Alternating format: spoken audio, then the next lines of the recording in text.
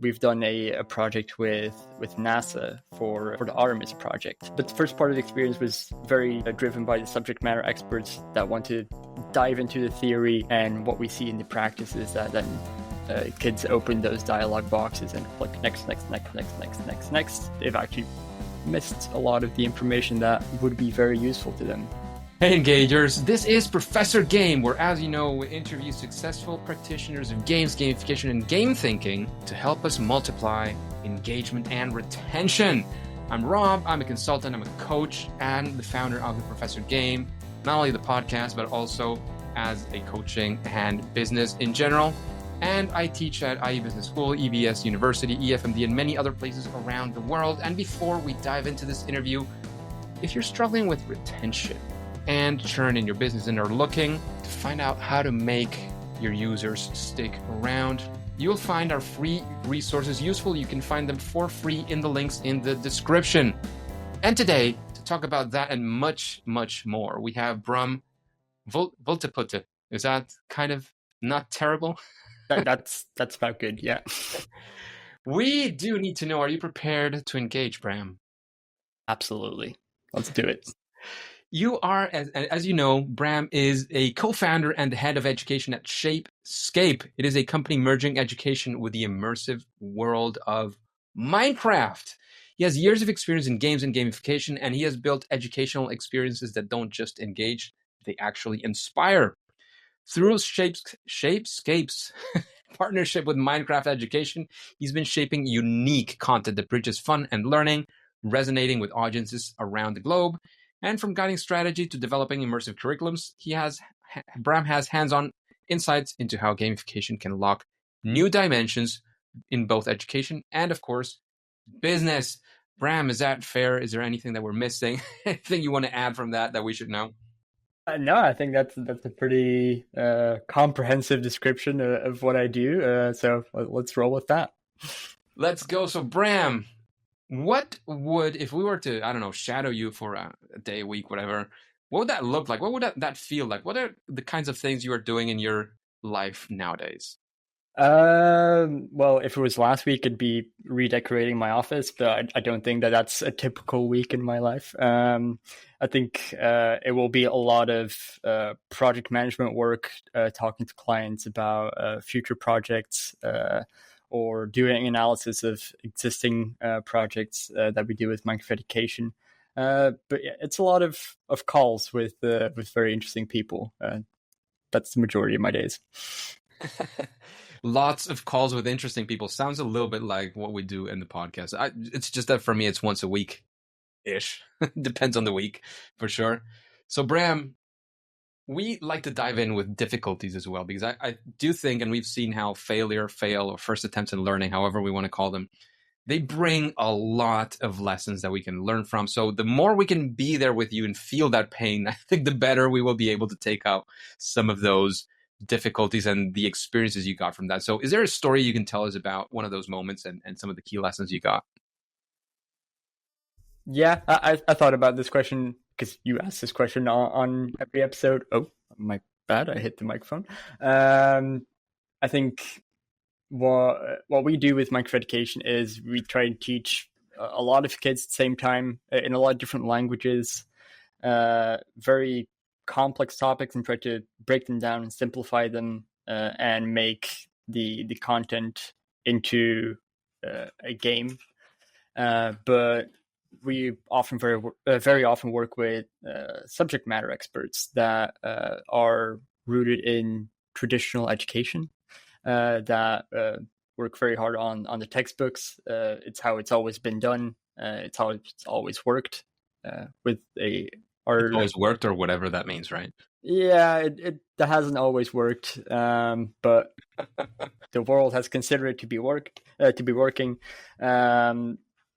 But when translating that sort of content into games, very often we work with subject matter experts that really want to bring in a lot of dialogue.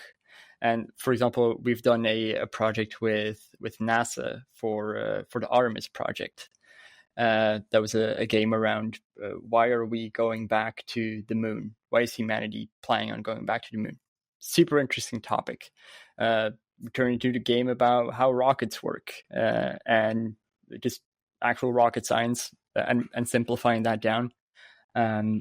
But during the production of that, there was a little bit of conservatism in the form of the education, where there was a lot of discussion about, okay, we want to explain a lot of stuff instead of gamifying it, which really defeated the platform. And it's actually one of those projects where I'm not entirely happy with the end result, because there is so much explanation going on. There's so much dialogue.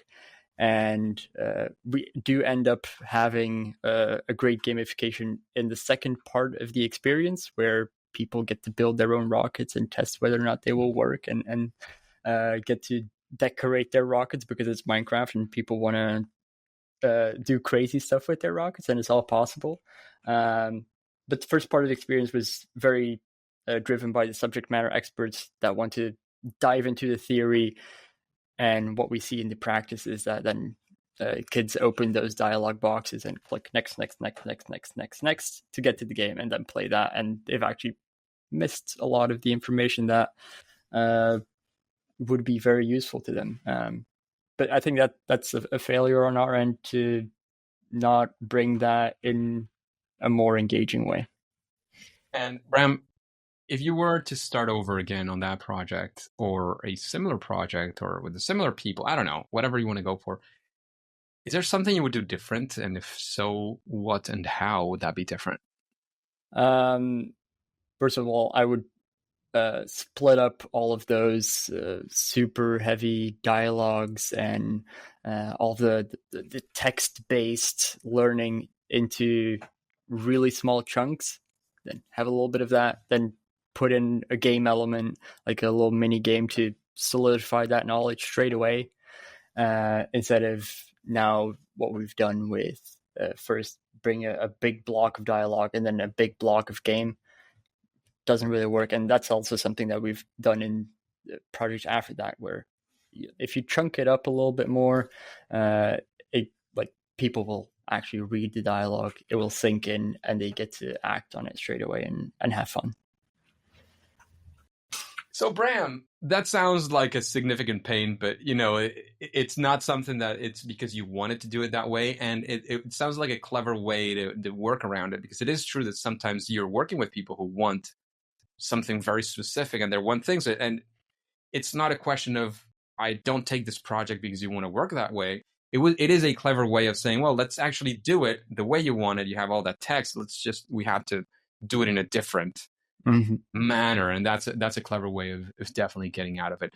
Engagers, as you see, there's always a solution. There's always something else that you can do. You just like in games, and you see things and it's like, oh, I could tell this story.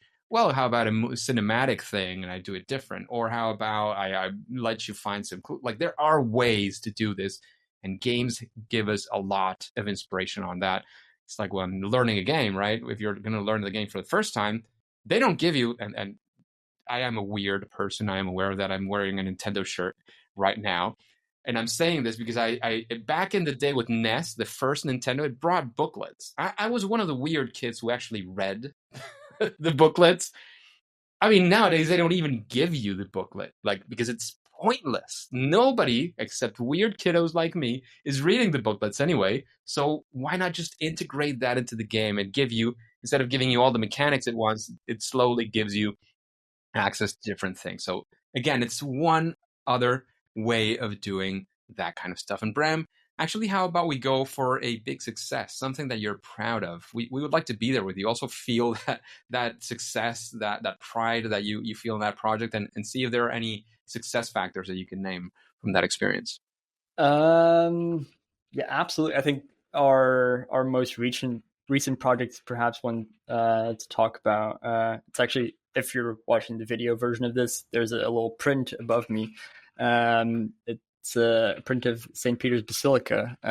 We very recently did a project with Gamification around AI for cultural heritage through Minecraft, where people can visit a digital recreation of the St. Peter's Basilica in Rome and actually learn about the basilica's history, because it stretches back a long time, and uses AI assisted tools to see how it looked back in the past, and sort of re-envision historical figures, talk with them, also restore parts of the basilica because it is about cultural heritage, and how AI can help to preserve cultural heritage. So I think that's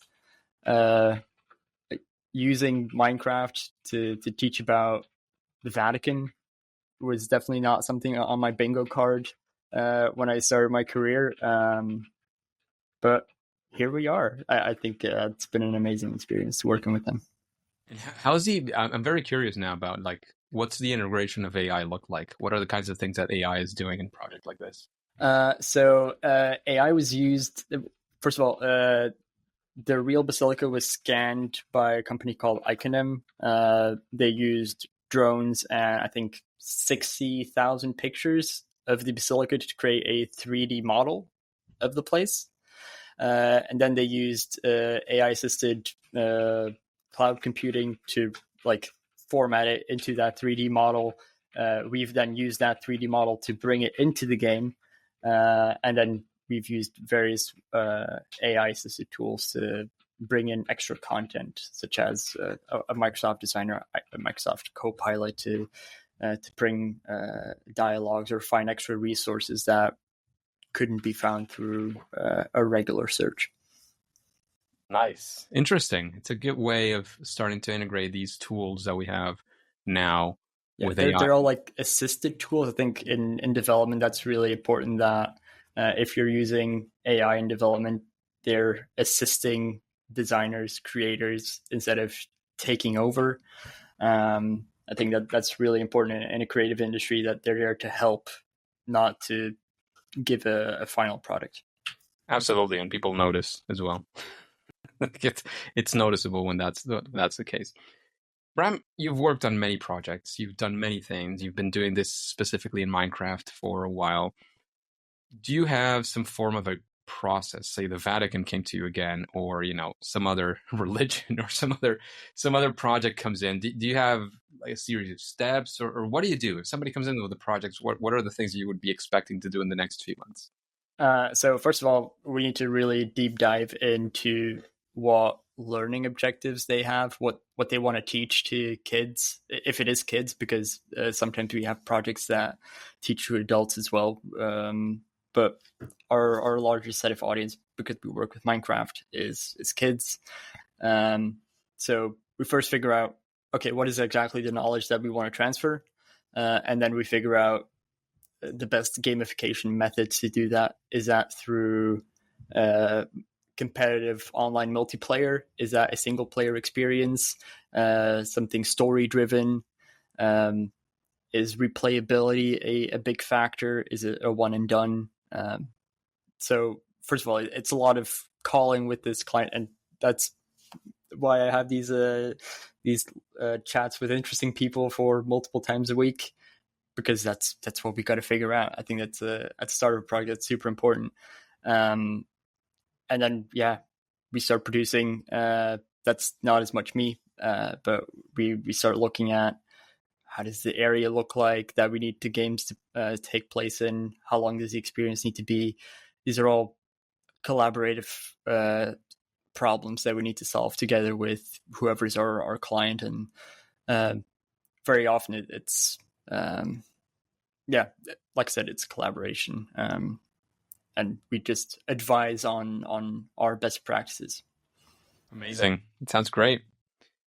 And from that experience that you've had, from all of the projects you've built, is there something that you would say is, well, if you incorporate this into your process, or if you do this when you're working on a project, it's not a silver bullet, but it's definitely going to help you at least make the project a little bit better? Best practice, perhaps? Probably a tutorial. It's super basic thing, but we've sometimes found projects where, we're aiming at activating schools or cultural institutions. So there would be a computer with Minecraft inside of a museum or whatever. And people could walk up to that computer and start playing that Minecraft experience locally. what we found is that even though Minecraft is the most popular game of all time, not everyone knows how to play it, and people might not know how to move or look around or use certain items.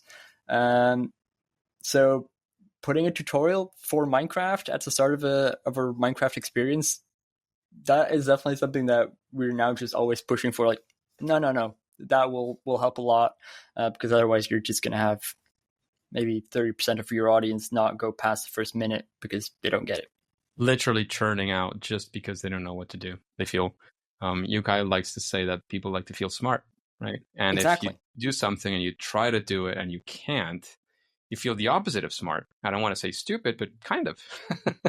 They're just like, they don't get it. They don't know what to do. Okay, maybe this is not for me, and they move on. Whereas the first couple minutes of any gamified experience, I think it is super crucial to get people invested into the activity that they've started with, because they've made the decision, okay, I want to try this.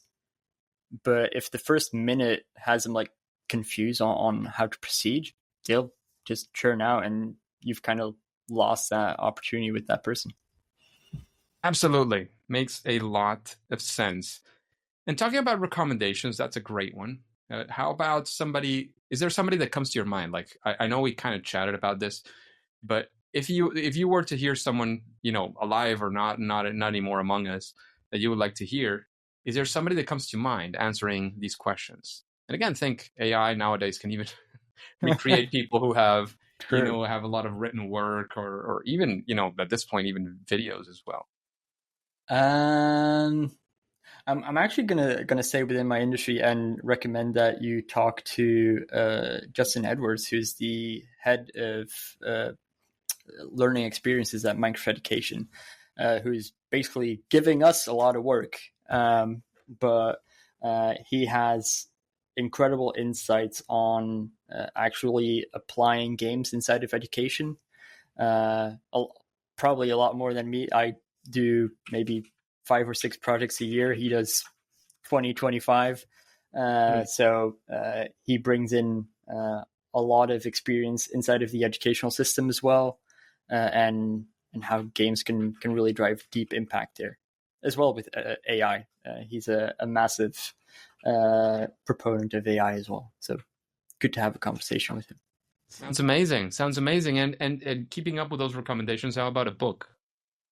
Ooh, books. I'm actually on a challenge this year to read 25 books. So I think I might have some.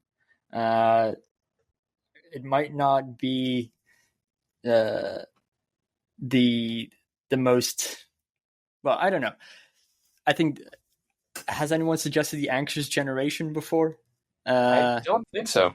Okay, it's a book about how the current youth with social media is living up in a world that is very different to however people like millennials and above have grown up in. There's a lot more social pressure. The world is a completely different place, and I think it's a super interesting read. The world is definitely a different place nowadays. The Anxious Generation sounds like an interesting one. Bram, if I were to ask you about your favorite, or not your favorite, actually, your superpower, that thing that you're able to do, at least better than most people, it doesn't have to be absolutely everyone. Remember, flying is a superpower many have, or super strength is something that many have. What would that be? Oh, yeah, that's an insanely difficult one. I think it would be figuring out what people want in their projects. So if we're talking to a client, figuring out what they want deep down instead of all of the fluff that goes around it, and really driving into the why they're trying to do this project, and then working with that. Because a lot of people that I talk to, the first conversation that you have a lot of talking points, objectives, but really digging deep into, okay, but why does your organization want to do this? Why do you want to do this? I think that is something that I've been pretty good at in the past couple of years. Definitely sounds like something that is very useful when I'm talking to people and they're starting in this world, or I'm coaching them to get something. The first thing that we have to get through is really what it is that you want. And that first answer oftentimes that, oh, I want people to have fun, is so superficial, and there's so many layers underneath that, right? And actually getting to that place is difficult, and it's difficult. It's work. If you want another book recommendation, start with Why from Simon Sinek, and it will help you out with that a lot, I think. I'm sure that would be definitely a good book. Simon Sinek is definitely very good as well. And Bram, get to a difficult question. I think it's the first and only one, probably. What would you say is your favorite game? For me personally, to play, it's probably Overwatch 2. But I think to work with it's Minecraft. I work with games every day, and Minecraft is definitely the big one there. But if I have to play, or if I play a game in my spare time, it'll be Overwatch or maybe a Battlefield. But the majority of my time definitely goes to Overwatch. The past couple of years have been rough in the development of that, but they've sort of turned things around, and it's been really enjoyable. Fantastic. Bram, we do have a few spare minutes, so we can actually dive into our random question from the audience. What is coming up this time is there something that you think that gamification could never help achieve? If you want to dive even deeper in your work in particular, you can think of Minecraft in particular. But if you want to go wide, you can definitely go with gamification as well. Honestly, not that I can think of, because every time that I'm faced with a problem, I think there are ways that gamification or games can solve those problems. I'm now trying to just think of problems that could not be solved with gamification, and I can't think of any. Can you? Or it's always, I mean, for when people ask me like this, I like this question because it's something that people ask often. Is there something you can't solve with this? And it's always, the question is not if it can be solved. The question is, what are you solving for? If you're solving, like if the problem is the platform is broken, like it's a tech error, like you can't solve it with gamification. The platform is broken. It's not going to be unbroken by making it more engaging. In fact, if it's broken and too many users break the platform, making it more engaging will break even further, right? If you're solving the right kind of problems, so you're solving for engagement, for retention, for loyalty, for motivation, for behavior change, something within that realm or very, very close to it, I do think that gamification can solve pretty much anything in that realm. Now, if you're trying to solve something completely different, like or things like access to education, right? I always talk about this because I come from Venezuela, right? So Latin America, the problems in education there, yes, we still have the engagement problems and all this, but a bigger, broader issue is access to education. There's a lot of people who don't, like, literally live in a place where there is no school for you to go to. And, you know, public transport is horrible. And so people don't really have a chance to get to study. Building schools is a thing. Gamifying the building of the school doesn't make sense. Maybe if you're fundraising, you want to get engagement from people, maybe there's where you can bring in gamification. But that's just another example of things where gamification is not the solution, I would say. But it's because you're solving for a different kind of problem, if you know what I mean. Yeah, I think that is a challenge. And I think lack of means can be a real a difficult element. But yeah, I think you're right. But that's basically it. It's if you're in the right realm of trying to get engagement and all of that, there is a solution. I'm not saying it's easy. Like I was approached by a few people I worked with in my past life, so to speak, who were looking to engage people to go and vote for elections again when I lived back home in Venezuela. That is a big, sticky, hairy challenge, especially for youth and especially in countries where, like my country, people seriously not only feel, but, well, eventually, I'm not going to get into politics too much on this one, but, their vote literally did not count. Like, people voted for a majority for something, and that something was not respected. So getting people to vote, even before this happened, was already a challenge.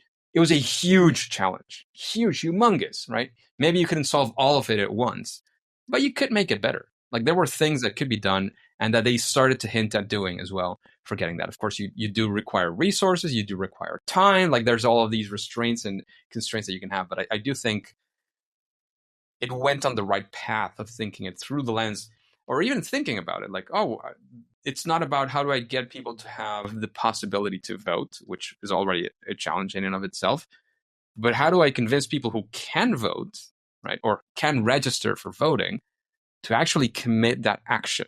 Like, how can I entice them, motivate them, engage them into something like this? So yeah, that's actually a challenge that last year we were faced with a project around democracy and how does a representative democracy work? Why should you go out and vote? Why does it matter?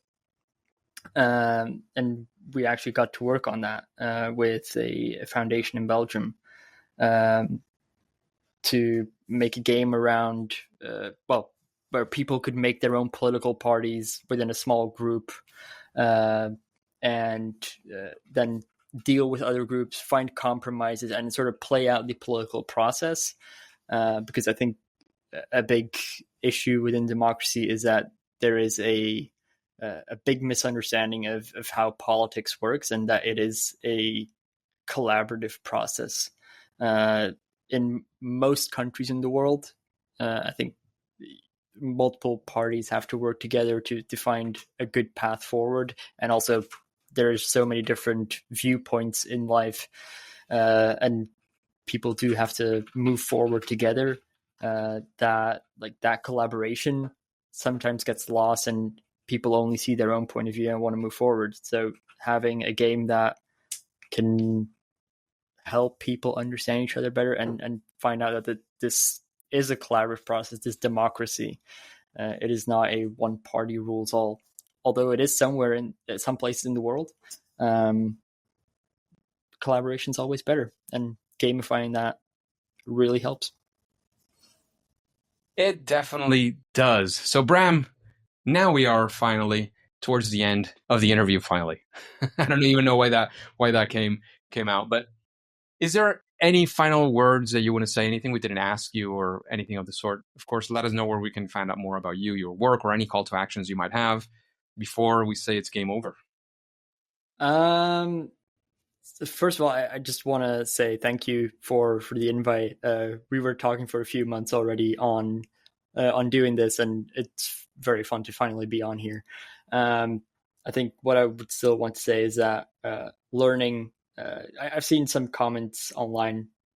I don't know why I let them get to me, their comments online, but about learning doesn't need to be fun. Like, learning should just happen. It's happened the way it has always done. But why not make it fun? Why not make it engaging? Why not have people learn without realizing that they're learning, because they love what they're doing? And I think that is something I would love for the world to change into, where people could just enjoy it, enjoy education, and that a lot more people stay engaged. Because I think that's one of the big problems of the world, is that people get disengaged with education. They drop out, and just think about all the lost value of people just dropping out of education because they don't feel engaged. That is something I would like to work on. Where people can find out more about Shapescape, that's super easy. Shapescape.com. You can find all of our stuff there. And for me, I think I'm most active on LinkedIn these days. So find me on LinkedIn on Bram Wulteputte, and connect with me there. Absolutely. So, engagers, Bram, thank you very much for making it this far if you've been into the interview. I know sometimes it is a bit longer than the typical content, but I do think there is a lot to be said in this topic. And I think all the answers to these questions from experts, people in the field like Bram, bring us a lot of value. So thanks again, Bram, for being here, for sharing your experience, your knowledge, your understanding on all of these topics. However, Bram and engagers, as you know, at least for now and for today, it is time to say that it's game over. Hey, engagers, and thank you for listening to the Professor Game podcast. And since you're interested in this world of creating motivation, engagement, loyalty using game-inspired solutions, how about you join us on our free online community at Professor Game on School? You can find the link right below in the description, but the main thing is to click there, join us. It's a platform called School. It's for free, and you'll find plenty of resources there. We'll be up to date with everything that we're doing, any opportunities that we might have for you. And of course, before you go on to your next mission, before you click continue, please remember to subscribe using your favorite podcast app and listen to the next episode of Professor Game. See you there.